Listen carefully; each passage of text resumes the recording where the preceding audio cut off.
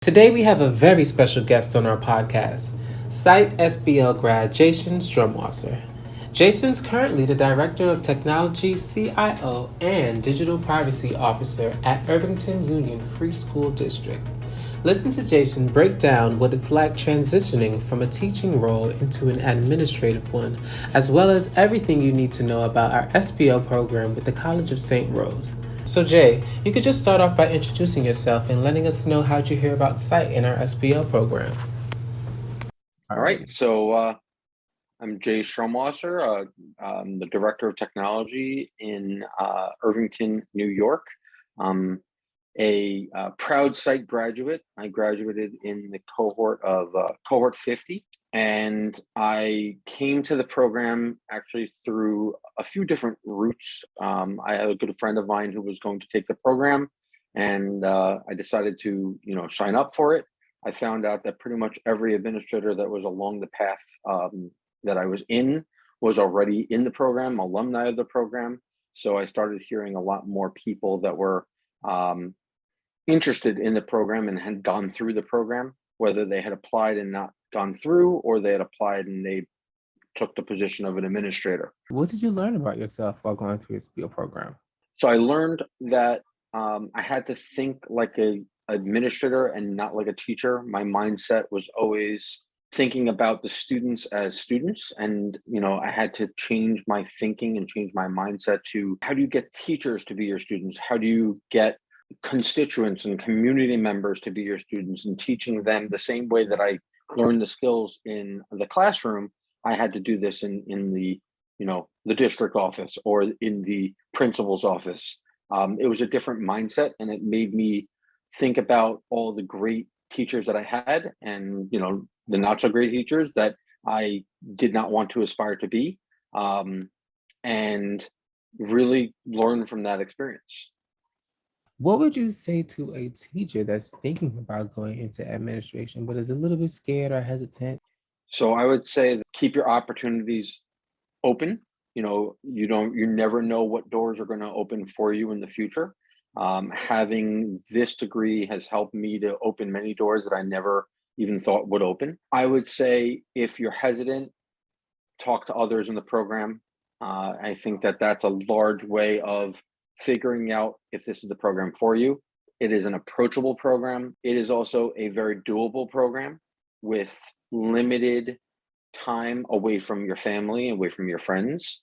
There's opportunities to do work in groups, which offsets the overall workload that you might have. And the goal of the program is actually to become a cohort. And I think our cohort definitely did. I'm still close with people in my cohort, not only my best friend who I went through the program with, but other people, and I've networked as a result of the program. And I really do believe that if you take that leap of faith, you don't know where it's going to land you, but the opportunities will definitely open for you. What was the most challenging and most rewarding thing about the program to you? So definitely the most challenging to me was to remember what it was like to be a teacher as I'm going through the program. I was already doing more of a director role, just not in a formal position and not in a formal title. For me, I also had to think again, not like a teacher, but more like administrator. And I kept having to do that over and over and over again. And I have to say that with the push from CITE, it actually helped me become a better administrator now. Because when you walked in the door and the problems were right in front of you, you had to think back to what were those skills and strategies that you learned along the way. And what is one thing that you say that you've learned during the program that you feel like you apply to your current position today? The biggest lesson I learned was to listen and not react immediately. I think that as administrators, you need to be that open ear to somebody. You need to hear what their concerns are. You need to acknowledge their concerns, but you also need them to have the ability to vent if they need to. Then you take a step back and you start thinking in problem solving mode, how you can actually make that situation better for the person.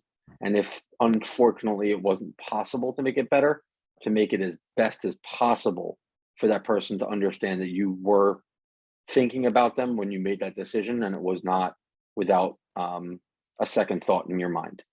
What are two key tips that you would give to somebody that is thinking about joining the program? I think they need to start taking in everything around them and observing and not reacting to everything that they see, because as you learn throughout the program, you gain more from listening and watching.